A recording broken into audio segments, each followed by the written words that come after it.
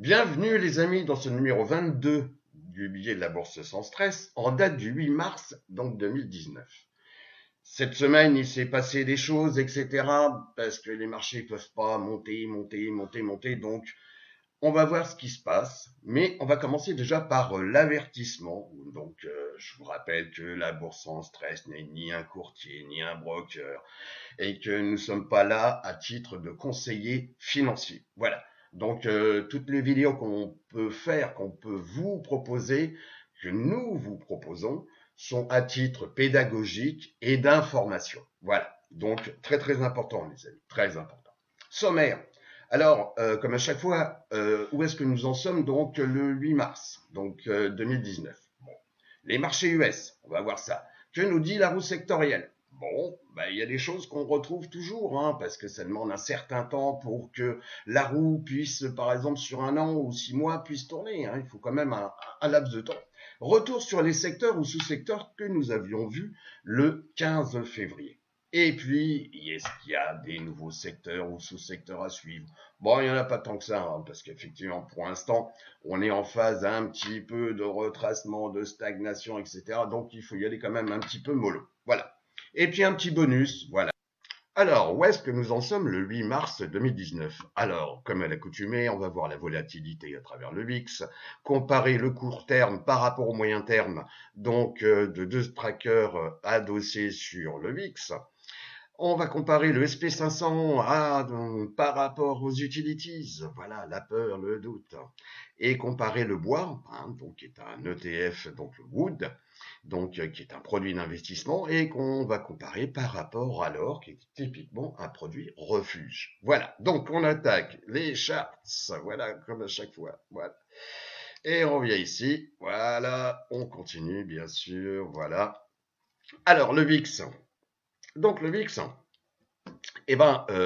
grosso modo, on a vu tout ça, hein, une grande époque, hein, jusqu'au 26 décembre, et puis après, la peur, le VIX a baissé, etc. Beaucoup moins de doutes, on avait cassé, donc ici, hein, la SMA 200D, ok, bon, et puis on est arrivé, donc, retester, donc, des valeurs déjà connues, tout ça, bon, voilà.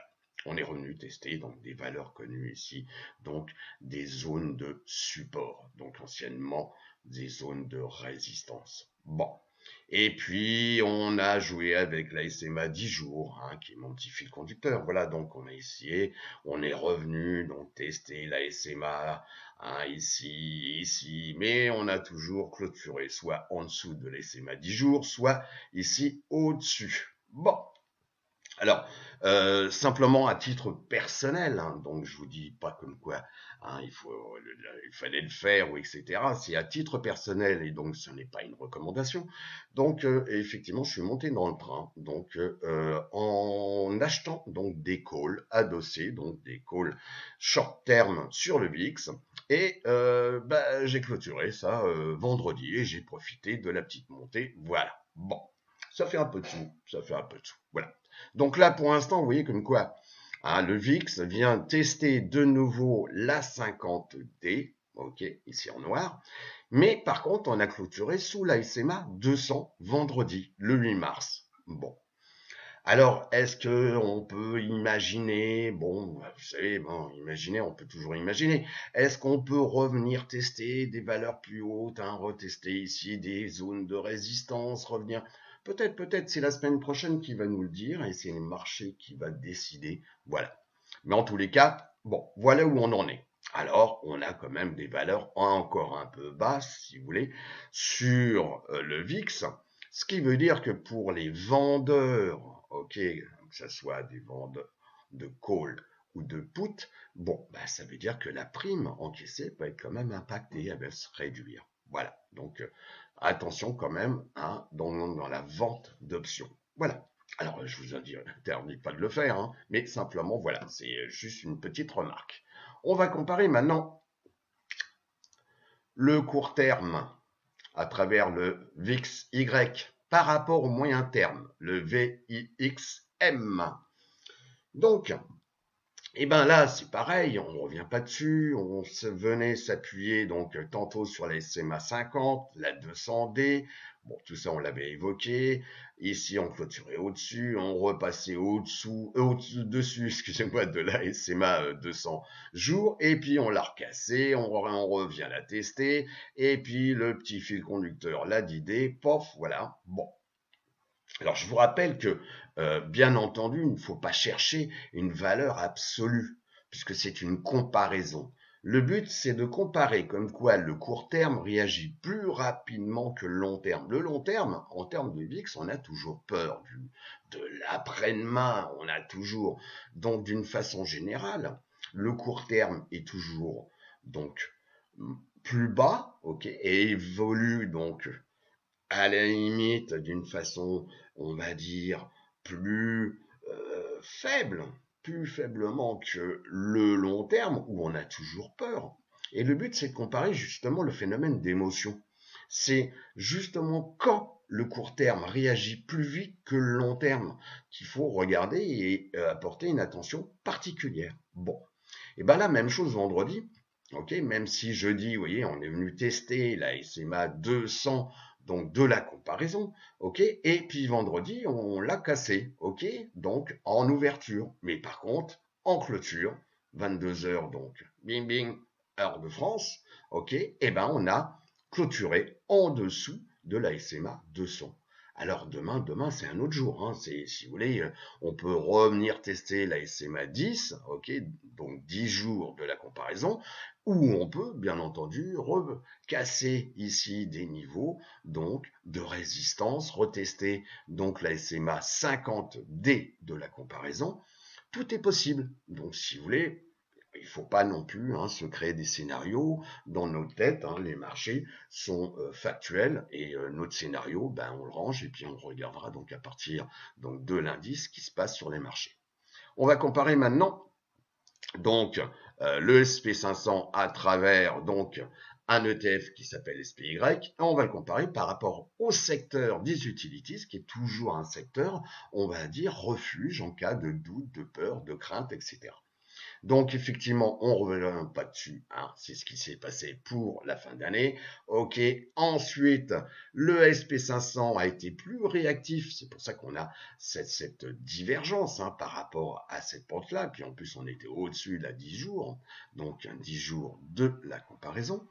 Donc, et puis là, on a un phénomène de stagnation, et puis, on pourrait dessiner, vous voyez, un rectangle, on pourrait dessiner un rectangle, et on l'a cassé, donc, au milieu de cette semaine. Donc là, c'était mercredi, et on l'a cassé, donc, en dessous, en passant au-dessous de la SMA 50D de la comparaison. Et puis le fil conducteur qui vient de couper la SMA 50D de la comparaison, donc la 10D vient de croiser à la baisse la 50D, et puis vendredi, on est revenu ici sur des zones déjà traitées. Voilà. Bon. Alors demain c'est un autre jour, donc voilà. Donc voilà ce qui se passe sur le côté émotionnel des marchés. On va comparer maintenant, donc, bien sûr, on continue. Donc, le bois par rapport donc à l'or, et voilà, c'est pareil. Donc, le wood était moins attractif que l'or, voilà. Donc, il a plus baissé que l'or, donc l'effet, donc du retracement. Et puis, bon, tout ça, on avait vu. Et puis, là, depuis quelques jours, ça commençait un petit peu à stagner. On venait tester la 50D, ok, de la comparaison. Ici, le jeudi, on est revenu tester, donc ici, donc en clôture, la 50D. Et vendredi, on l'a cassé. Bon. Alors, vous allez me dire, oui, mais bon, on s'est repris. Mais on a quand même clôturé en dessous de la 50D de la comparaison. Alors, demain, c'est un autre jour. Ok? Voilà. Donc là, ça fait partie du marché, puisque après une belle progression, on va voir ça sur donc les indices. Mais en tous les cas, bon, il faut bien que ça se repose à un moment donné. Bon, on revient donc sur le slide. Voilà.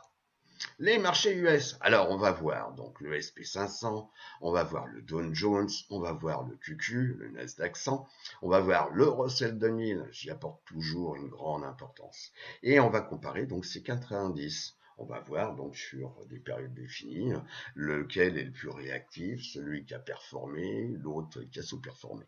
On revient voir donc les cours. Alors, on commence par le SP 500. Le SP 500. Alors, déjà, on va regarder quand même sur un truc qui est quand même très important. On va le regarder en weekly. Bon, je vous rappelle, tout ça, ça fait partie des choses qu'on avait évoquées.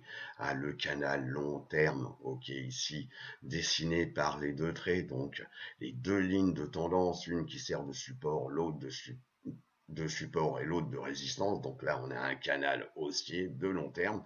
Et bon, bah tout ça, à la fin d'année, bah, tout ça, on a cassé. On est revenu ici tester la 200 semaines, ce qui est énorme, hein, la 200 semaines, ok. Et puis, bah, le SP 500, il a fait ici une belle progression. Vous voyez, on est passé de là à là. Bon, et puis, bah, cette semaine, on a clôturé avec une bougie rouge. Mais cette bougie rouge vient s'appuyer sur la 50 semaines. Alors, demain, c'est un autre jour. On peut, hein, donc, soit avoir un canal de congestion, c'est-à-dire une phase de stagnation. On peut baisser et on peut monter. Vous voyez, donc, c'est 33%, 33% et 33%. Donc, c'est demain. Hein, dans tous les cas, qui me dira bah, que le marché il va aller dans un sens, dans un autre, ou simplement il va pas, il va rester dans le même canal horizontal. Bon, quoi qu'il en soit, on vient s'appuyer sur la 50, donc semaine. Et ici, bah, on a le fil conducteur, la 10 semaines, voilà, qui bon, qui vient bah, effectivement peut-être recroiser à la hausse la 50 semaines. Bon, bah, c'est les jours prochains qui me le diront. On va se mettre ici donc en daily. Voilà, donc hein, j'ai choisi ici daily. Donc bah là c'est voilà donc après la belle progression, ok. Bon, on vient de clôturer légèrement au-dessus de la 200D. Bon, on a ici utilisé pendant un bon bout de temps le fil conducteur 10 jours, mais on l'a cassé, vous voyez, on l'a cassé donc à partir donc de mardi, puisqu'on a clôturé légèrement en dessous, mais bon, on est encore posé, mais par contre là c'est simple, le mercredi, on a cassé le fil conducteur. Bon, et puis la 50D qui commence à changer donc d'inclinaison. Vous voyez, là, elle était flat et puis elle repart à la hausse. Alors, bon, est-ce que le SP 500 va être tenté de revenir tester ici des zones, hein, ici de support données par les cours, ou revenir tester la 50D? Peut-être, peut-être, peut-être. Bon, c'est à partir de la semaine prochaine, hein, donc à partir de lundi, que nous aurons quelques informations là-dessus. Voilà. Avec les marchés, surtout actuellement, tout est possible. Bon. En tous les cas, attention, attention, hein, on peut continuer à végéter, on peut monter, on peut descendre. Pour l'instant, je n'ai pas d'avis. Je dis simplement comme quoi la 50D peut jouer son rôle d'aimant, ok, et que bah, peut-être que les marchés vont tout faire de telle sorte qu'on vienne de nouveau s'appuyer sur cette moyenne mobile ou simplement venir tester des zones de support définies par les cours. Voilà. Ensuite, le Dow Jones. Bon, c'est un peu la même chose. Hein. Voilà, après une belle progression, voilà.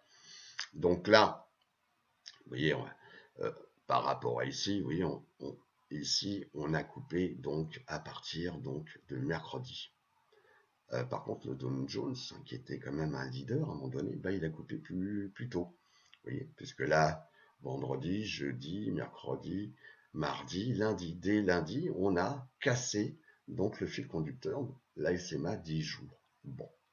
Et puis, pof, pof, pof, les plus bas sont plus bas. Et puis là, vendredi, petite réaction, voilà, une belle bougie, on a clôturé plus haut qu'on avait ouvert, donc une bougie verte. Et puis, on a clôturé au-dessus de la SMA 200. Bon. et la SMA 50D est en dessous. Donc là, c'est ce qu'on appelle des phases d'accumulation, hein, puisque dès le moment où on a le cours qui est au-dessus de la SMA 200 jours et que celle-ci est au-dessus de la 50 jours, on est ce qu'on appelle en phase d'accumulation. Bon, alors là, on a un retracement. En tous les cas, où est-ce qu'on va aller? Je sais pas, peut-être la 200 va jouer son rôle, ok, peut-être la 50, ou bien les marchés vont repas. Bon, voilà, tout est possible. Bon, à noter juste comme quoi il y a un petit écart quand même entre le fil conducteur et le cours ici. Alors peut-être qu'on va revenir tester, si vous voulez, la 10 jours avant peut-être une autre vague de retracement. On vient ici, le QQ, voilà, tac. Alors, le Nasdaq 100, eh ben, vous voyez, c'est un peu pareil, hein, c'est à partir de jeudi. On va essayer, voilà, à partir de jeudi, comme quoi on a cassé le fil conducteur, là, 10 jours, voilà. Et qu'on a même cassé en même temps la 200 jours, qui commence à être un peu plate. Bon. Et vendredi, réaction, on a clôturé plus haut qu'on avait ouvert, ok, mais cependant, on est sous la SMA 200 jours, ok, on est en dessous de là du fil conducteur 10 jours, ok, qui commence un petit peu à s'infléchir, peut-être à changer de direction, on verra, on verra. Et puis la 50D ici en noir, ok, qui était plate ici et puis qui repart à la hausse. Alors, jusqu'où on va aller, je ne sais pas. La 50 va jouer peut-être, voire certainement, le rôle d'aimant. On va peut-être revenir tester la 200 et la 10 jours, ok. En tous les cas, soyons patients et c'est pas la peine de tirer dans tous les sens. Il faut être patient et voir à partir de lundi qu'est-ce qui se passe sur les marchés. Le petit dernier, IWM, voilà. Le Russell 2000.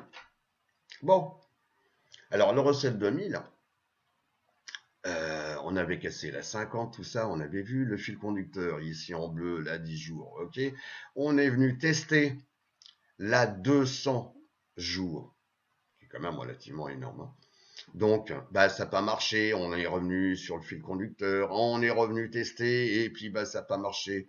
On a clôturé sous la 200 et sous le fil conducteur 10 jours, et puis ça, vous voyez, c'était à partir donc de lundi, et puis donc le 4, oui c'est ça. Et puis, voilà, donc, pof, pof, pof, et puis, on a fait des plus bas, le cours clôture plus bas qu'ici, et plus bas qu'ici. Bon, et puis vendredi, petite réaction, mais enfin, la bougie, elle est quand même un petit peu insignifiante.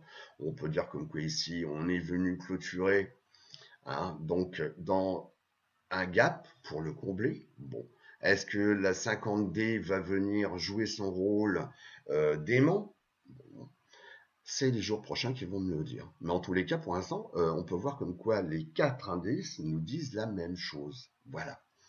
Ok.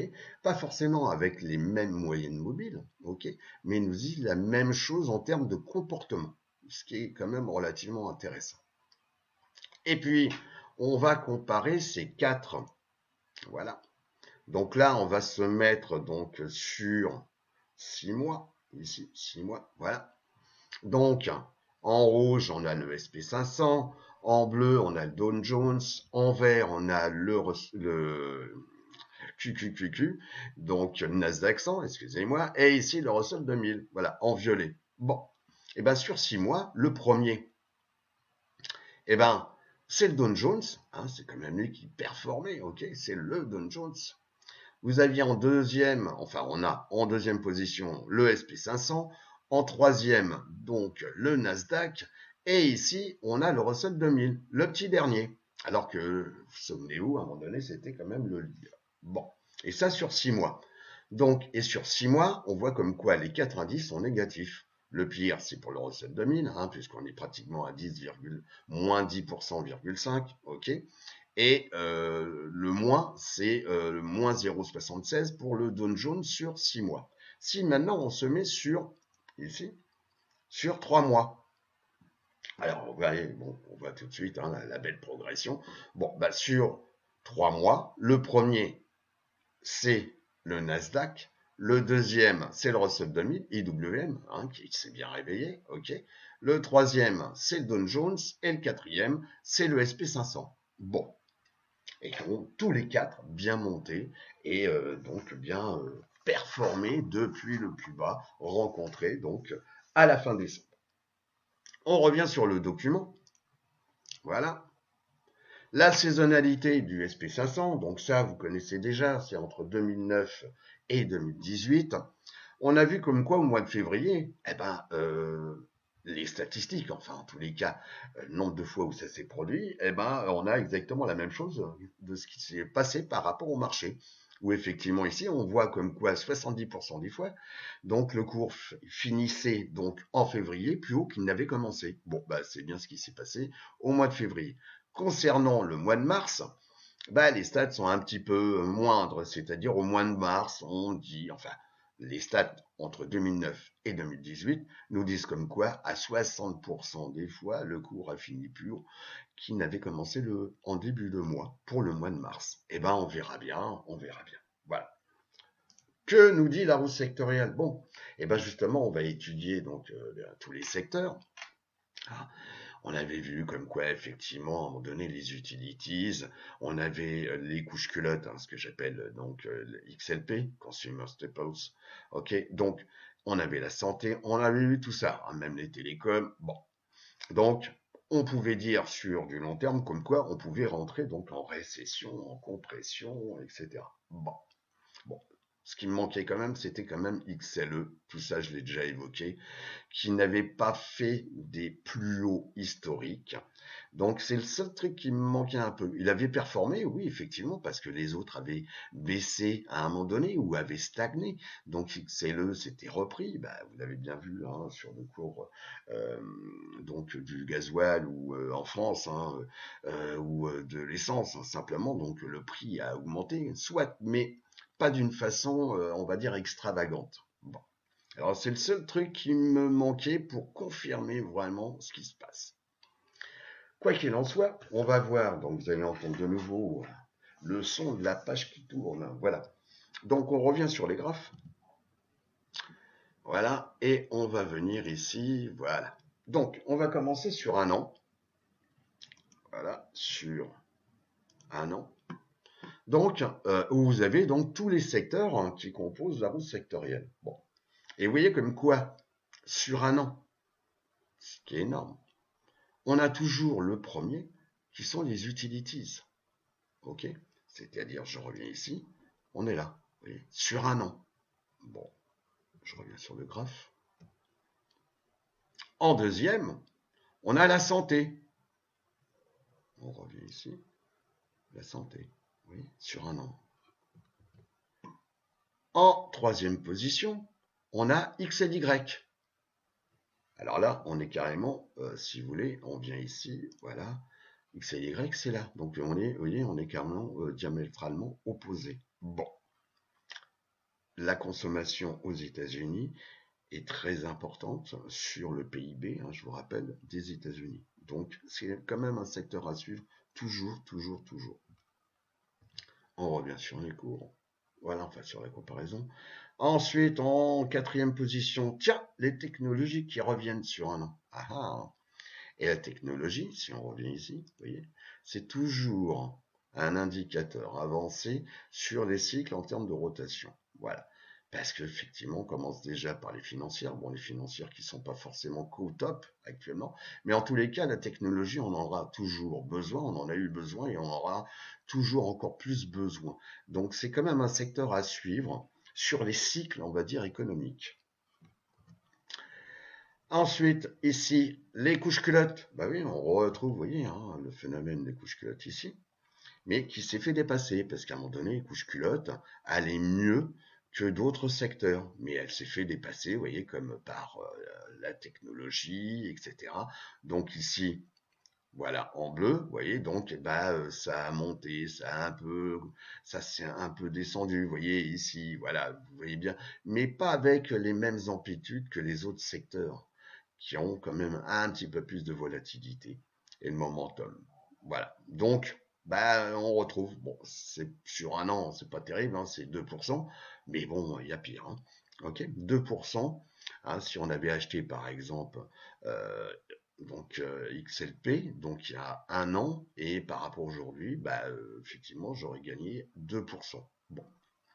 Ensuite, vous avez les industriels qui se sont bien réveillés. XLI a vraiment bien surperformé, ok, depuis bah, les plus bas donc de décembre et entre autres bah, grâce aussi à la Boeing, hein, à BIA, voilà, qui a fortement monté aussi. Ensuite, vous avez l'énergie qui s'est réveillée un peu aussi, mais tout ça, on est quand même dans la rubrique négative depuis un an. Bon, depuis 6 mois. Parce qu'on ne va pas, oui, bon, les autres, vous pouvez le faire vous-même, hein, le petit dernier, c'est les financières. Donc, vous voyez, sur un. Bon. Sur 6 mois. Eh bien, sur 6 mois, vous voyez, on a toujours les utilities. Voilà.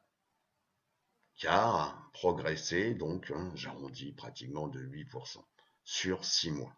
OK. Vous voyez comme quoi les utilities ont un peu retracé par rapport, si vous voulez, au phénomène qu'on a pu voir au mois de décembre, etc. Mais pas autant que les autres. Oui. Les autres, il y en a certains qui ont été voir franchement très basses qui pouvaient s'y trouver. Vous voyez. Bon, comme ici, hein, concernant, hein, je me mets ici, voilà, concernant l'énergie. Voilà.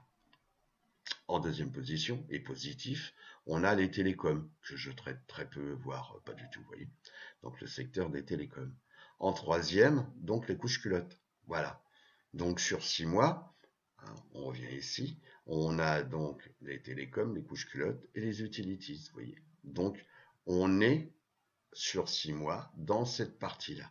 Mais attention, XLE, comme je vous dis aussi, c'est pas le truc qui a de plus monter à un moment donné. Donc attendons. Et puis tous les autres, bah, ils sont franchement bah, négatifs, hein. Le petit dernier, c'est l'énergie, vous voyez, à pratiquement moins 11%, j'arrondis. Voilà. Et puis vous avez tous les autres qui, sur 6 mois, bah, sont négatifs. Donc on va voir également une autre façon présentée, entre autres sur Finviz. Donc là, vous allez entendre de nouveau encore la feuille qui tourne. Ok. Sur Finviz, également un autre type de présentation, hein, qui s'appelle performance. Voilà. Bon. Donc là, je l'ai classé, donc du plus important au plus faible sur 6 mois. Bon, on peut le faire sur, vous voyez, 3 mois, par année, ok, et là, depuis le début d'année. Bon, et ben on voit effectivement parce que sur Finviz, ils ont rajouté donc un sous-secteur, hein, qu'on appelle des conglomerates, c'est-à-dire que là-dedans, ce sont des sociétés qui ont plusieurs activités, et donc on appelle ça des conglomerates. Bon, donc c'est pour ça qu'on retrouve d'autres secteurs, enfin sous-secteurs, que par rapport à ce que je vous ai présenté. Bon, on n'a pas ça, conglomerates. Mais je dirais que bon, bah, comme ils nous le proposent, autant l'utiliser, c'est intéressant. Donc vous voyez, on retrouve la même chose, hein. Donc, sauf que là, on a en plus sur 6 mois, hein, c'est performance half, donc moitié de l'année. Donc ici, on a les conglomerates donc, qui ont une progression sur 6 mois de 1,42. Et donc, pour les utilities, c'est 7,13. Bon, hein, sur 6 mois. Bon. Et puis, le sur 6 mois, bah, celui qui est le plus faible, eh ben, c'est les matériaux de base, XLB. Voilà. On peut voir aussi que depuis le début d'année, hein, ici, bah, celui qui s'est bien réveillé quand même, c'est les conglomerates, ok, hein, la technologie et encore mieux, XLI, hein, les industriels. Oui, vous vous rendez compte? Donc ça aussi, on peut utiliser ceci comme un screener pour voir ce qui se passe au niveau des rotations sur du court terme, moyen terme, sur les rotations de secteur. Voilà. Et puis, ben, on peut voir que depuis un mois ici, ok, donc depuis début février, eh ben, on retrouve les utilities, c'est ceux qui ont les secteurs qui ont super formé. même si les pourcentages ne sont pas très élevés, mais enfin, en tous les cas, 3% pour les utilities, j'arrondis, 2% pour les conglomerates. La technologie, on vient de le voir, qui s'est bien réveillé. Et puis les XLI, les industriels, ok, et ben voilà, 1,38. Bon, ceci grâce aussi, entre autres, à Boeing. Bon, on revient ici maintenant donc sur les cours et on va se mettre depuis 3 mois. C'est toujours intéressant. Puisque là, on a quand même un petit peu plus de réactivité sur 3 mois.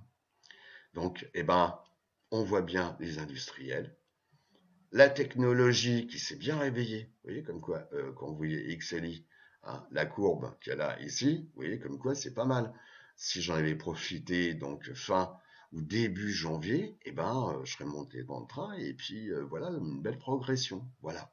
Donc ça, ce type de management de l'argent, c'est-à-dire d'investissement ou de trading, plus exactement, parce que c'est du moyen, enfin du court terme, voilà, de temps en temps, il faut profiter des opportunités. Mais ça dépend uniquement de votre psychologie, hein. Si vous voulez, une voiture de sport par rapport à un véhicule, on va dire, familial, ne correspond pas du tout au même profil de conducteur.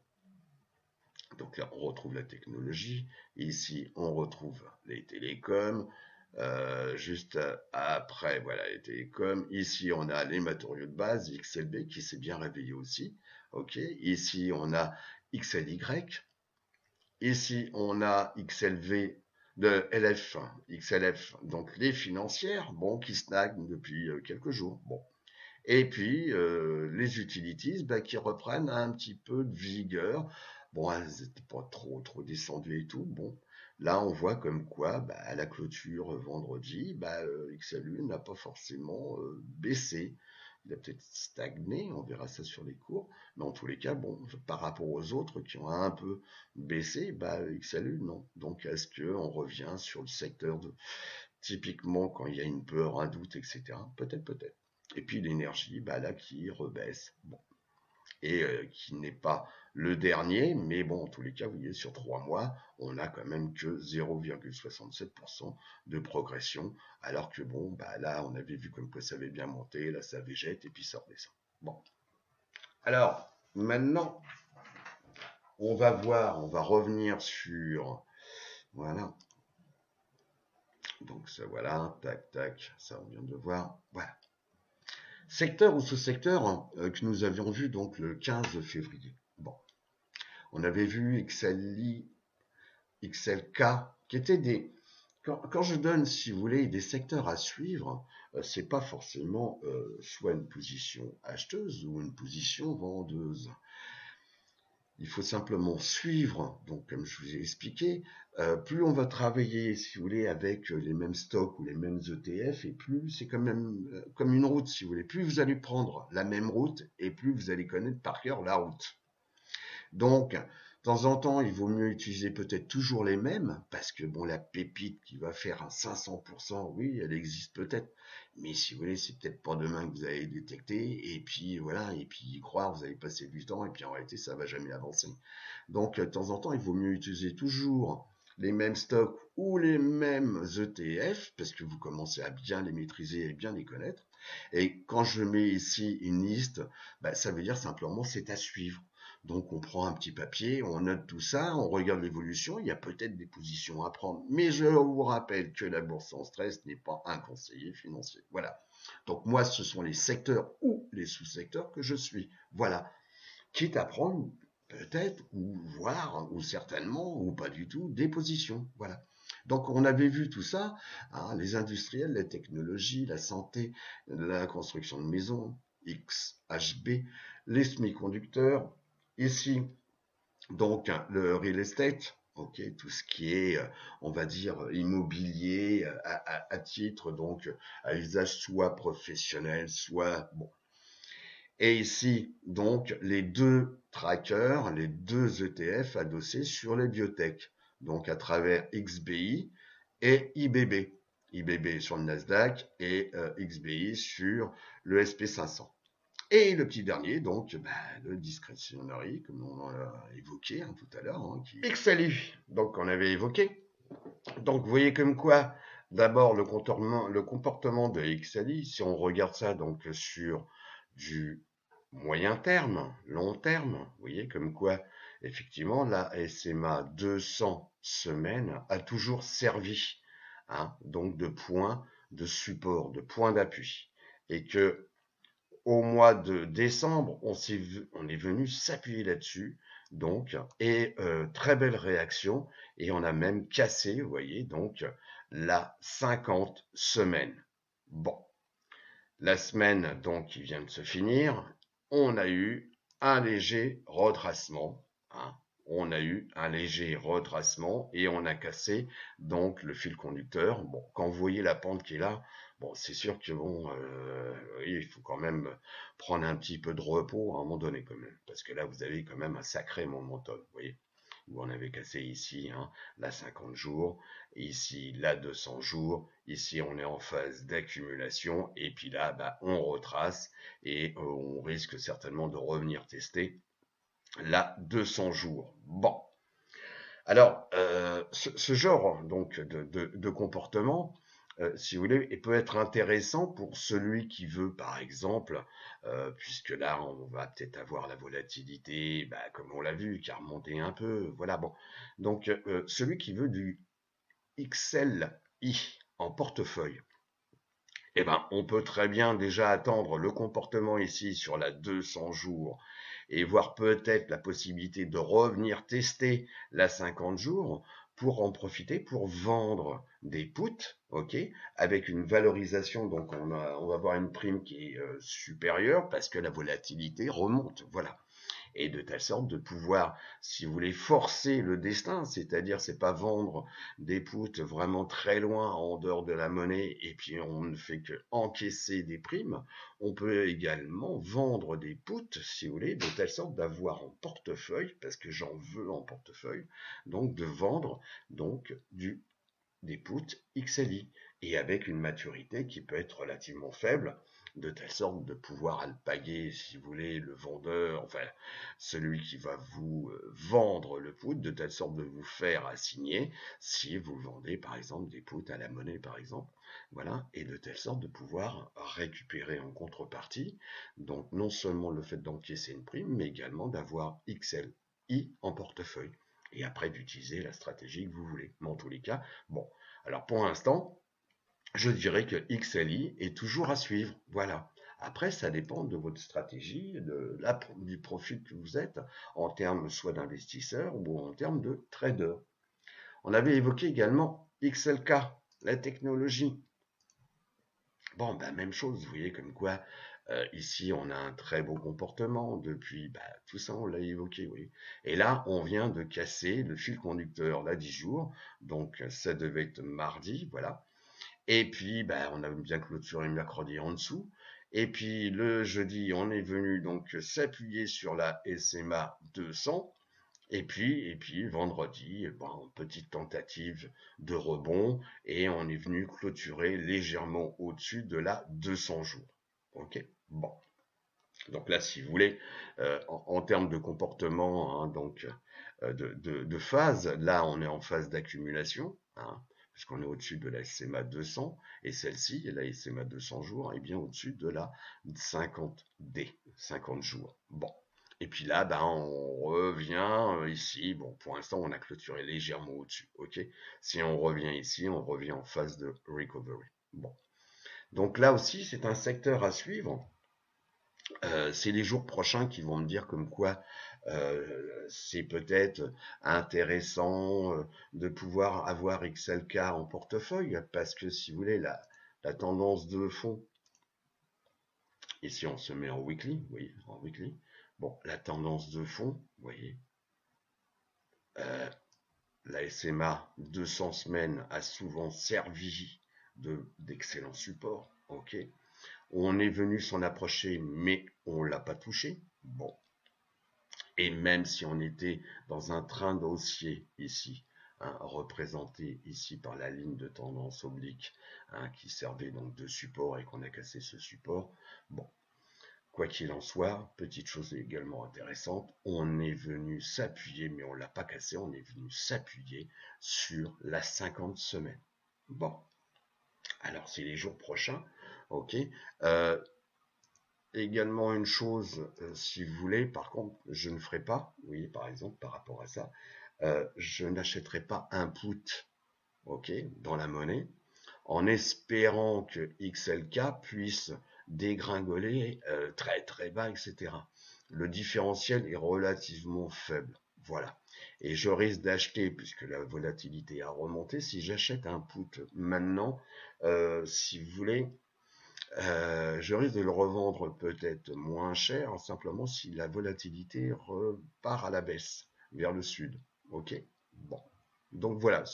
Moi, ce que je regarde simplement, si est-ce que j'ai envie d'avoir donc XLK en portefeuille. Donc pour l'instant, l'acheter, le stock, enfin l'ETF, non, c'est trop tôt. Vendre des puts, ok, en pensant, alors attention hein, au fait de penser, si vous voulez, hein. Faut attendre quand même ce qui va se passer à partir de lundi, la semaine prochaine, ok, voir si effectivement la 50 ici D joue son rôle d'aimant, ok, et vendre peut-être à la monnaie, donc des puts, ou vendre en dehors de la monnaie, hein, si le cours revient hein, à s'appuyer, donc vendre à la monnaie, ou bien bah, là bon, je veux pas attendre et tout, et je vends des puts, et ben on peut prendre vendre des puts en dehors de la monnaie, ok, et en utilisant, bah, si vous voulez, bah, soit des niveaux de support ici, bon, etc., etc. Chacun sa stratégie, hein, puisque ici on a des zones qui ont été testées ici et ici, voilà. Bon, alors on peut vendre des puts. Bon. C'est tout à fait possible. Quoi qu'il en soit, moi personnellement, je vais attendre un petit peu le comportement et je suis ça de très près. Ok. Et si jamais effectivement la volatilité repasse vers le sud, donc à la baisse, si vraiment on vient tester cette zone-là et puis qu'on repart, peut-être que je serai intéressé par le fait d'acheter des calls. Ensuite, la santé. Alors, tout ça, la santé. Donc la santé, bah, ça aussi c'est intéressant. On avait eu une belle, vous voyez, une belle progression, on va pas revenir là-dessus, tout ça on l'a évoqué. L'ASMA 10 jours qui sert bien de fil conducteur, et puis on l'a cassé ici, vous voyez, tac, et on est revenu ici. Bon, on a un petit marteau, là. Bon, c'est un petit marteau. Mais en tous les cas, quoi que ce soit, vendredi, on a clôturé au-dessus. Hein, si je fais un zoom, vous voyez, on va le voir. Voilà, tac. On a clôturé légèrement au-dessus de la 50 jours et on a clôturé pile poil pratiquement sur la SMA 200. Donc c'est intéressant. Alors, est-ce que c'est le moment de venir sur XLV? Je dirais que c'est à suivre. C'est à suivre. Parce qu'on voit bien, si on regarde la tendance de fond, regardez toujours des tendances de fond sur des périodes très longues. Donc là, je me suis mis en chandelier en weekly, ok. Donc là, vous voyez, je regarde pratiquement 2 ans, vous voyez, même pratiquement 3 ans, hein, 2016. Bon, bah, vous voyez comme quoi la 50 semaines a souvent servi hein, de point on va dire, de support, pas de point, mais de ligne, donc dynamique de support. Et que là, bah, on est venu la retester. Alors la semaine prochaine, on va voir ce qui se passe. Mais en tous les cas, bon, voilà, et que la 10 semaines, le fil conducteur, joue bien également son rôle. Bon. Et que là, on est revenu tester des zones de support déjà testées et validées. Bon. Alors, quand je dis à suivre, c'est parce que effectivement, bah, la santé, elle peut continuer à retracer et on va revenir sur des niveaux, bon, déjà vécus, etc. Ou on revient ici carrément retester encore cette zone. Tout est faisable, hein, c'est à partir de la semaine prochaine qu'on va le savoir. Voilà. Si vous voyez, je n'ai pas la boule de cristal. Mais en tous les cas, je dirais à suivre. Voilà, si j'ai envie d'avoir XLV en portefeuille, eh ben, j'utiliserai la bonne stratégie. Mais en tous les cas, c'est un secteur à suivre. Ensuite, la construction de maisons. On l'a déjà évoqué. Oui, bon. Eh ben ça, c'est pareil. Oui, on a eu ici une très belle progression. Ici, la 10 jours, elle a bien servi de fil conducteur. Ici, on est venu en phase d'accumulation puisqu'on a cassé la 200 jours. Ici, hein, et ici, on avait cassé la 50. Donc là, on est en phase d'accumulation. Et puis là, bah, pas, donc à partir de la semaine dernière, On avait donc cassé et testé la SMA 10, on est revenu au-dessus, et puis paf, voilà. Donc on est revenu la casser, et puis voilà, tac, on revient s'approcher de la 200 jours. Alors, je dirais c'est un secteur aussi à suivre, parce que c'est le reflet aussi de l'économie, si vous voulez, américaine. Si les salaires vont bien, si le taux de chômage diminue, s'il y a une petite hausse des salaires, bon, bah voilà, les gens vont avoir tendance à acheter une maison, là, et donc le sous-secteur donc de la constructeur de maisons bah, va aller mieux, etc., etc. Voilà. Donc c'est un secteur à suivre. Bon, pour l'instant la messe n'est pas dite, hein, mais en tous les cas la SMA 200 bon, risque de revenir jouer son rôle de support. Voilà. Et on voit bien ici la belle courbe de la 50D, hein, qui ici a eu tendance à s'aplatir, hein, de nouveau à s'aplatir, mais on est bien ici en direction opposée de là où ça descendait. Voilà. Et si on se met sur une tendance, on va dire, de fond, bon, bah voilà, la tendance de fond, oui, de plus, on vient également, on vient s'appuyer sur la 50 semaines, ok, la 50 semaines est au-dessus de la 200 semaines, la 10 semaines ici, bah oui, elle a changé de point d'inflexion, voilà. Bon, alors que quand on a une progression comme ça, quand on a du retracement, c'est tout à fait normal, voilà. Donc, je dirais à suivre aussi. Ensuite, les semi-conducteurs SMH. Alors, bah là, c'est pareil, hein, les semi-conducteurs, hein, les semi-conducteurs, on a besoin, il y a plein d'industries qui ont besoin de semi-conducteurs. Bon, on parle d'intelligence artificielle, on parle également donc l'internet des objets. Donc, bon, les semi-conducteurs, c'est quand même le cœur de tout ce qui est technologie aujourd'hui. Alors là, c'est pareil, on a eu un rectangle, voilà, une zone de stagnation, pof, et puis on l'a cassé par le bas. On est venu tester la 200 ici, la 200 jours. Vendredi, petite réaction, on avait ouvert sous la 200 jours et puis on a clôturé au-dessus. Bon, la SMA 50 jours a changé ici de point d'inflexion. Vous voyez bien comme quoi par rapport à ici, ça a changé un peu. Bon, donc c'est un secteur aussi à suivre parce qu'il y a des belles opportunités. Et en plus, là, vous voyez comme quoi on a comblé. Ici, on avait un gap haussier, et on est venu le combler. Alors, bon, je dirais à suivre. Il y a peut-être des belles choses à faire avec SMH, hein, et je vous en parle assez souvent. Voilà. Après, chacun va utiliser sa stratégie en termes d'investissement. Voilà. Moi, je vais regarder à partir de la semaine prochaine si en plus le VIX a tendance à baisser. Donc peut-être en achat de call, voilà. Ou je vends des puts donc à la monnaie, donc avec une échéance relativement courte, donc genre vendredi de la semaine prochaine, et de telle sorte d'être certain de me faire assigner pour avoir donc SMH en portefeuille. Donc j'aurai encaissé la prime et en plus je vais acheter au prix que j'aurais envie d'avoir, donc du SMH. Ensuite, on avait évoqué le real estate. Ça aussi, c'est un secteur qui a bien monté hein, depuis les plus bas ici. Bon, la tendance de fond, si on regarde ça en weekly, oui, donc on est, oui, ça monte, ça descend, etc. On est quand même dans un immense. Donc ça aussi, on peut adapter. Hein. Je vous rappelle que vous avez des stratégies. Par exemple, regardez donc les vidéos de Michael. Vous avez des stratégies où effectivement ici, on est quand même borné. Hein. Je vais me mettre en monthly. Voilà. Donc depuis, je dirais, un paquet de temps, vous voyez, on va un coup tenter en haut, on va tenter en bas, voilà. Mais on est quand même dans une très belle phase de congestion. Voilà.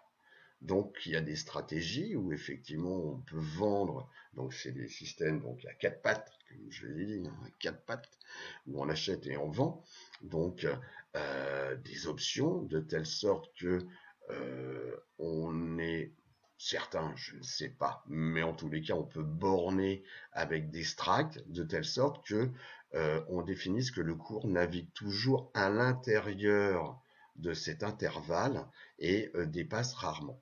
Voilà, ou pas du tout. Donc, secteur, en tous les cas, sous-secteur à suivre. Voilà.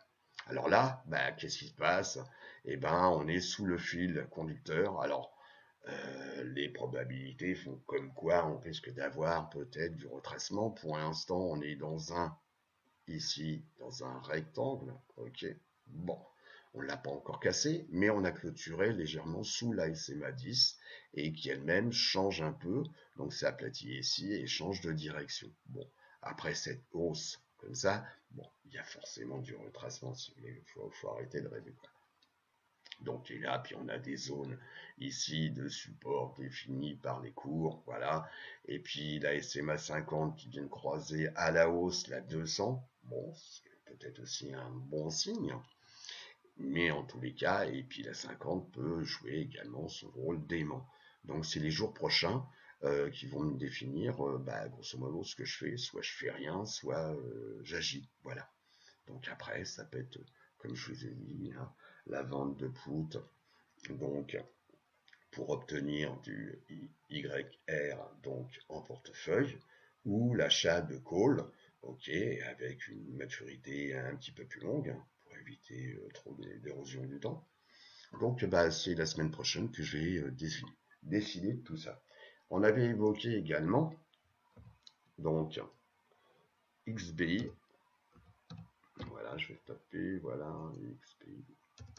Ah, XBI. Alors XBI, donc les biotech, voilà, qui est également un sous-secteur, si vous voulez, révélateur de la confiance de l'investisseur, puisqu'on va dans les biotech, qui généralement sont, alors, bon, produits risqués, j'ai horreur de ce terme, parce que de manière, de toute façon, tout est risque, hein, même le fait de traverser la rue.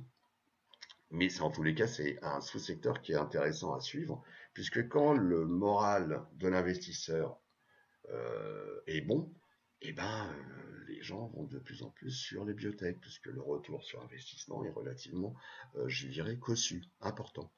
Voilà. Alors, c'est pas le casino, mais en tous les cas, c'est intéressant. Donc là, c'est pareil, vous voyez, hein, on était en phase d'accumulation, puisqu'on a cassé la SMA 200, donc jour, hein, qui est au-dessus de la 50, ok, la 50 qui change de point d'inflexion alors qu'elle était baissière ici, et puis elle change d'inflexion. Ici, on vient de combler un gap, ok. Bon, est-ce qu'on va être attiré par ici des zones, donc des zones de support données par les cours, ou en même temps on voit que je pense qu'il va y avoir confusion entre le support donné par les cours et le support donc donné par la SMA 50. Donc c'est les jours prochains, mais en tous les cas, XBI je le suis, voilà. Et la tendance de fond sur du weekly, bon, bah ici, on a eu une très belle réaction. Bon, là, on a une grosse bougie parce que ça vient décaler cette semaine. Bon, on a clôturé ici sous la 50 semaines, soit, ok, mais on est venu s'appuyer dans la zone de la 50, de la 10 semaines ici. Voilà. Bon. Alors, bah, c'est les prochains jours qui vont me dire. C'est un secteur, enfin, sous-secteur à suivre. Voilà. Et I2 pour IBB. Ah, IBB, tac, voilà. Voilà, IBB, alors là, ben, on est en journalier, et ben on est venu, vous voyez, on était ici donc en phase d'accumulation, on est revenu ici casser la 10, et le même jour on a cassé la 200 jours. Et puis tac, vendredi, petite réaction, petite bougie, on est venu s'appuyer sur la 50D. Bon, donc là on se retrouve hein, en phase de recovery. Alors, ben, je dirais que je vais suivre. Voilà, également IBB, qui est plus capitalisé hein, que XBI. Bon, après chacun fait comme il veut, mais je vous le dis, hein, il y a plus de capitalisation donc sur le tracker IBB. Donc à suivre. Donc voilà, il y a peut-être des possibilités, voilà, et puis en termes de stratégie, eh ben utilisez celle qui vous correspond. Alors, on avait également évoqué XLY. Alors, bon, eh bien XLY, hein, si on regarde la tendance de fond, Bon, la tendance de fond, bah, c'est pas la peine si vous voulez qu'on passe 2 heures à regarder le graphe. La tendance, elle est quand même très bonne. La 50 semaines, la 200 semaines, le cours qui est au-dessus. On a eu ici un retracement, mais bon, qui n'a pas retracé donc fin décembre, hein, donc les marchés ont pris panique. Bon, bah voilà, terminé. Et on est venu quand même au-dessus, c'est-à-dire les niveaux les plus bas sont bien au-dessus de la 200 semaines, qui est quand même une tendance forte. Bon, et puis là, bah oui, après la réaction, on a vu casser la 50. Là, on est en journalier, hein, la 50D. Ok, là, on est venu tester la 200, mais ça pas bon. Voilà, donc, et on venait toujours s'appuyer sur la 10 jours, le fil conducteur. Et puis ici, bah, certitude, voilà, tac, on a cassé. Donc là, 200 jours, on revient s'appuyer ici, mais le cours de clôture est bien au-dessus de la 200 jours. Donc on est en phase d'accumulation. Et puis ben voilà, le fil conducteur. Et puis jusque début de semaine, voilà, on est venu tester la 10 jours. Ici on l'a cassé. Là, franchement, on est venu s'appuyer sur la 200 jours. Et puis petit marteau ici vendredi où on a clôturé sous la 200 jours. Bon. Alors est-ce que la 50 jours va servir d'aimant, etc. Eh ben c'est la semaine prochaine qui va me dire. Donc là, en tous les cas, X et Y, c'est à suivre. Alors, on revient. Est-ce qu'il y a des secteurs ou des sous-secteurs à suivre? Eh ben, vous voyez, je dirais comme quoi, au moins, il y en a un, deux, trois. C'est pas la peine, on vient de les évoquer. Donc, les secteurs que je vais moi suivre, c'est les utilities, hein, et les matériaux de base. Bon, XLK, SMH, XHB, hein, on vient de les voir. Donc on va regarder juste XLU et XLB. On revient sur les cours. XLU. Voilà, XLU. Bon, alors XLU, si vous voulez, c'est quand même la tendance de fond. Voilà, là on va se mettre encore pire, hein, en mensuel.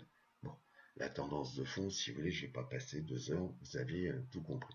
Bon, on regarde en weekly, c'est la même chose, sauf que chaque chandelle représente une semaine de cotation. Et ici, on a la ligne de tendance haussière. Ok, voilà, ça. Bon. Et puis ici, on a fait pratiquement des plus hauts, hein, des plus hauts historiques. Voilà, parce qu'on a cassé le plus haut. Et ça, c'est bien le plus haut historique, hein, qui était ici. Voilà, vous voyez, ici, et on l'a cassé. Bon, hein, donc là, le plus haut d'un an, il est bien fait. Alors, et il a 10 jours qui sert bien effectivement de fil conducteur. Bon. Alors, aujourd'hui, est-ce que c'est le moment d'aller sur XLU? Je dirais comme quoi il faut peut-être attendre un petit peu de retracement. Alors, est-ce qu'il y en aura? C'est pas sûr. En tous les cas, prendre position aujourd'hui, je vais attendre. Je vais attendre. Je préfère, si vous voulez, observer, regarder et j'agis au bon moment. Parce que là, on vient effectivement de casser un plus haut d'un an et un plus haut, je me répète, historique. Bon, hein, parce que ce sont des niveaux qui n'ont jamais été vus, hein, je vous rappelle. Voilà, un plus haut historique. Donc c'est un message très fort. Mais si vous voulez monter dans le train là tout de suite maintenant, non, je vais attendre. Je vais attendre un peu. Alors peut-être à tort, hein, si le truc il a décidé de continuer de monter, bon voilà, j'aurais raté. Mais pour l'instant, voilà, ça me paraît un peu cher, voilà. Et donc on va peut-être attendre un petit peu de retracement. Si jamais les marchés, imagine, si jamais les marchés repartent à la hausse, c'est sûr que les utilities vont risque d'avoir un peu de retracement parce qu'il y en a beaucoup qui auront moins peur et qui vont revendre leur position acheteuse. Voilà. Donc on risque d'avoir de nouveau un retracement. Voilà. C'est les probabilités, c'est les possibilités. Je ne vous dis pas comme quoi il va se passer ça. Je n'ai pas la boule de cristal. Ensuite, on va voir les matériaux de base, hein, qu'on avait vu sur la roue sectorielle, sur les secteurs. Bon, là aussi, effectivement, on a bien donc ici changé. La 50D repart à la hausse. La 10 jours sert bien de fil conducteur. On est venu ici tester la 200 jours. Ok. Et puis là, on retrace. On revient s'appuyer ici sur les zones sur des zones, vous voyez, de support, donc des anciennes résistances, voilà. Est-ce qu'on va être attiré par 50? Oui, c'est probable, c'est probable. Donc c'est pour ça la semaine prochaine qu'il va me le dire. Et puis là, on a un effet où on est venu tester la 200 jours et on retrace. Donc ça fait partie des comportements tout à fait, je dirais, naturels. Et en même temps, si on regarde la tendance de fond, bon, bah, la tendance de fond, vous voyez, on va enlever ça, voilà, elle est quand même claire depuis, je dirais, 2012, vous voyez. Donc ici, on a la 200 semaines, la 50 semaines. On est venu ici tester la 200 semaines comme on l'avait déjà fait donc en 2015-2016, début 2016. Ok. Et puis réaction, voilà, action, réaction. Et ici, on est venu tester ici la 50 semaines, rejet des prix, donc vous voyez la bougie ici, et puis là on va avoir on a un retracement. Est-ce qu'on va revenir tester le fil conducteur de la 10 semaines? Ben, en tous les cas, c'est possible, c'est possible. Voilà. Donc secteur aussi à suivre, voilà, parce que les matériaux de base, on va en avoir, si effectivement, je sais pas, aux États-Unis, on a décidé de relancer des chantiers. Alors, je vous parle pas forcément du mur de Trump, hein, entre les États-Unis et le Mexique, mais en tous les cas, donc il va y avoir peut-être des travaux, et s'il y a des travaux, des plans d'investissement, eh ben on a besoin donc de matériaux de base. Voilà, donc voilà les secteurs à suivre. Alors, on revient sur le document. Alors, mon petit bonus. Alors, c'est comment trouver les valeurs. Alors, je me répète si vous voulez, parce que c'est vrai qu'on est un peu tous comme ça. On voudrait recevoir, obtenir une liste, voilà, de toutes les valeurs qu'il faut acheter et revendre. Je vous rappelle que nous ne sommes pas donc des conseillers en investissement financier. Voilà. Et que chaque personne a sa propre méthode pour détecter, analyser et prendre des positions. Le but de faire du mimétisme, de recevoir une shortlist et de faire exactement ce que tout le monde va faire, si vous voulez, bon, bah, chacun trouve peut-être son bonheur, mais en tous les cas, bon, ce n'est pas moi la vision du trader ou de l'investisseur. Voilà. Alors, comment trouver des valeurs? Donc, on peut trouver des valeurs donc simplement en traitant des ETF, si vous voulez. Donc, et on va utiliser également un outil qui est Finviz. Vous allez voir qu'il est assez génial et vous avez, on peut développer des screeners spécifiques, etc. Mais le but, on va utiliser des choses simples, vous voyez, avant d'attaquer simplement à mettre de bons paramètres sur comment chercher ci, chercher ça, sur un indicateur, sur ça. Bon, on va utiliser des choses simples. Donc, avec les ETF, les ETF, j'en reviens exactement à ce qu'on a vu, voilà, tout à l'heure. Voilà, on peut utiliser ça simplement. Oui, on peut utiliser ça. Donc, pour savoir, par exemple, je suis un investisseur donc de très long terme. Voilà. Alors, on peut mettre ça sur performance par an. Donc, voilà, par an. Et puis là, ben voilà, je vais investir sur les utilities, sur la santé, et on voit bien ici sur un an, et ben celles qui ont le plus progressé par rapport à celles qui ont baissé. Voilà, tout simplement. On peut le faire sur 6 mois. On peut le faire sur 3 mois. On peut le faire également sur un mois. Tout dépend de votre profil. Et je vous l'avais déjà montré. Si vous avez un doute ou vous voulez savoir s'il n'y a pas une pépite qui réagit mieux que l'indice sectoriel, donc on peut utiliser fidelity.com, ok, on l'avait déjà évoqué. Par exemple, je vais chercher les sociétés qui composent donc le secteur des utilities, donc voilà, XLU, voilà. Et je viens ici sur portfolio composition. Voilà, je fais go, voilà. Donc tout ça, on l'avait déjà évoqué, je vous le remontre, et donc là, vous avez les sociétés qui composent ce secteur des utilities, hein, donc voilà, à hauteur de 8%, hein, j'arrondis, ici pratiquement 11,68%, voilà, bon. Donc là, c'est une possibilité aussi d'aller prendre directement les stocks au lieu de prendre l'ETF. Vous faites comme vous voulez, je vous le montre. Bon, on peut revenir ici aussi là-dessus. Sur les conglomerates, je n'ai pas trouvé d'ETF là-dessus, hein, donc c'est un sous-secteur, ok, mais il n'y a pas d'ETF, en tous les cas j'en ai pas trouvé, qui sont adossés là-dessus. Alors si vous voulez traiter, parce qu'on s'apercevra que, par exemple, si je viens ici, voilà, on voit que sur 6 mois, ok, il a progression, bon, pas de beaucoup, mais enfin, il a progressé de 1,42%. Bon, donc on peut venir ici, je clique dessus, voilà, et j'ai toutes les sociétés qui composent, donc, qui font partie de ce sous-secteur des conglomerates. Ok, et après, on peut venir ici. Bon, vous avez des sociétés, bon, je n'irai pas parce que la capitalisation est rikiki. Vous voyez, par exemple, ici, je viens ici, bon, il y a 242 millions. Alors, certains vont traiter des options. Si c'est disponible, bien sûr.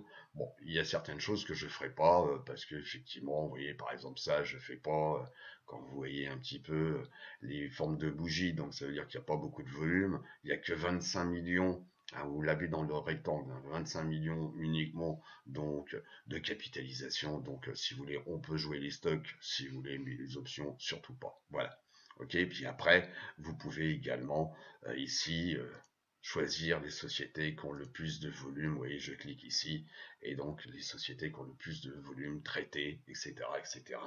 Ou simplement donc utiliser ici des volumes moyens qui sont conséquents. Voilà. Vous voyez, donc du plus élevé, hein, et là on réduit. Voilà. Donc c'est quand même, quand on rentre sur du stock, il faut être certain de pouvoir également en sortir, et les volumes sont toujours vos amis. Voilà, c'est ce que je vous ai déjà expliqué. Donc, on a également Finviz. Alors, Finviz, donc, qui est un super outil. Donc, je l'ai. Eh ben, on va aller sur Finviz. Donc, on vient ici. Finviz. Voilà, tac. Alors, Finviz, c'est un super outil. Donc là, vous allez entendre de nouveau le son de la feuille qui tourne, enfin que je tourne. Donc, Finviz, donc vous avez ici donc un petit tableau de bord où on vous met donc les valeurs qui ont fortement top gainer, vous voyez, volume anormaux, voilà, etc. Bon, parce qu'on a aussi des screeners hein, qu'on peut utiliser ici. Hein, je vous montre la souris, screener. Bon, pour l'instant, on n'en est pas encore là. Je vous montre simplement des choses très simples. Donc, hein, on a des top losers, on a des nouveaux plus bas, on a des survendus, voilà. Bon, et également, on a ici donc quelques sociétés, il n'y a pas tout, hein, donc sur des signaux. On a par exemple Channel Up. On a Channel, donc ça veut dire que grosso modo, le channel est complètement, le canal est à l'horizontale et en fonction des stratégies que vous voulez utiliser sur les options, ça vaut peut-être le coup. Puisque à un coup, on va taper sur la résistance, un coup sur le support, on revient sur la résistance, etc., etc. Donc ça peut être intéressant. Alors là, je vous montre juste un exemple. Voilà, donc je viens ma souris là-dessus. Bon, ça, je ne traite pas peut-être avec des actions, hein, mais pas avec des options. Il n'y a que 153 millions. Bon, c'est un conglomerate, oui, en plus, oui, c'est amusant. Hein. Ici, on a, bon, bah voilà, c'est une petite société, 300 millions. Bon, vu, si vous voulez, comment elle a démarré, hein, c'est une société, bon, a priori, qui n'est pas très très vieille, hein, qui a moins d'un an, oui, moins d'un an. Bon, donc là, bon, c'est pas, je dirais, c'est pas sexy. Là, on a quand même un très beau trend. Donc, c'est une société, il faudrait aller voir dans le détail, etc. Mais vous voyez bien le trend. Hein, vous avez les deux lignes violettes dessinées par Finviz, une bleue et une violette, excusez-moi. Et puis, bah voilà, donc on voit bien qu'on navigue entre les deux. Et donc, ceci sur un canal haussier. Bon. Et là, par exemple, bah voilà, ça j'avais regardé TEC, K, voilà, qui est une industrielle, enfin, oui, c'est ça, dans les métaux. Et bah, je voyais comme quoi on avait un canal haussier. Voilà, on avait tapé donc fin octobre des plus bas. Donc on va venir directement ici, TECK, voilà, TECK, voilà, tech. Voilà. Alors, la tendance de fond, donc c'est un exemple, hein, je ne vous demande pas d'investir, etc. Donc, moi, j'avais détecté ça.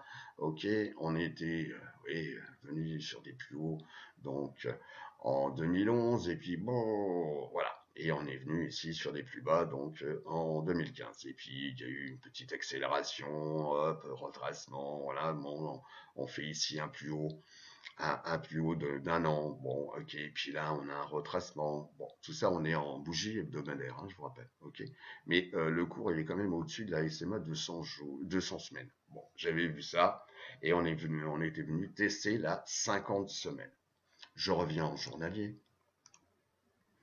Et ici, on voit, hein, puisque je les ai dessinés aussi, donc les deux lignes de tendance haussière, hein, ici la résistance, ici le support, et le cours qui passe, ta. Bon. Alors je me suis dit, bah, c'était jeudi, comme quoi effectivement, on était venu s'appuyer sur la zone de support définie par la ligne de tendance. Bon. Donc, jeudi, bah, j'ai pris des positions. Alors, je vais être clair avec vous. J'ai pris des positions en achetant le stock par paquet de 100. Peut-être parce que je voulais pas prendre un call. Voilà. Dans l'hypothèse où effectivement le cours pouvait revenir tester ici la 200 jours, ok, même s'il y a des baissières, et peut-être revenir ici sur le haut du canal. Et peut-être vendre donc des covered calls puisque j'avais acheté des stocks. Bon, et ben vendredi il s'est passé un autre truc. Vous voyez, je vais grossir. Bon, et ben là effectivement on a clôturé en dessous de la ligne de tendance. Bon, alors ça peut se produire, hein, il y a des fois. Ok, il y a des fois comme ici, vous voyez, on avait bien clôturé en dessous. Bon. Et là, on a clôturé vendredi. Bon, alors j'ai pas cherché à comprendre, j'ai liquidé ma position, j'ai pris mes pertes, hein, parce que bon, si vous voulez, bah, on fait pas que des gains, hein, on fait aussi parfois bah, des pertes. Bon, ben, j'ai pris ma perte et puis au revoir, je n'ai plus la position. Donc vous voyez simplement à partir de ce screener, on peut avoir des choses intéressantes, comme bah, le channel donc horizontal, ok. Ici, donc il y a peut-être des sociétés, ça c'est le transport, voilà. Bon, alors vous allez peut-être trouver votre bonheur. Voilà, ça c'est une financière, ça aussi j'ai regardé, ok, puisque ça peut être intéressant, puisque on navigue entre, si vous voulez, une zone de support et une zone de résistance. Donc, alors on peut se dire comme quoi ça va continuer et jouer. Donc, on achète quand on vient toucher le support et on vend quand on vient toucher la résistance. Voilà. Donc, ça peut être fait partie d'une stratégie, comme d'autres stratégies. Mais simplement, vous voyez, à travers un outil qui est purement gratuit, et ben voilà, on a un screener qui est simple. On peut toujours tout compliquer, mais c'est à portée de main et c'est gratuit. Alors on a également aussi autre chose qui est assez intéressant. Vous voyez, on a ce que j'appelle donc la carte ici, map. Donc on peut y accéder en cliquant ici ou on peut y accéder en cliquant ici sur Maps. Bon, bah je clique dessus, voilà. Bon, alors ça c'est super intéressant.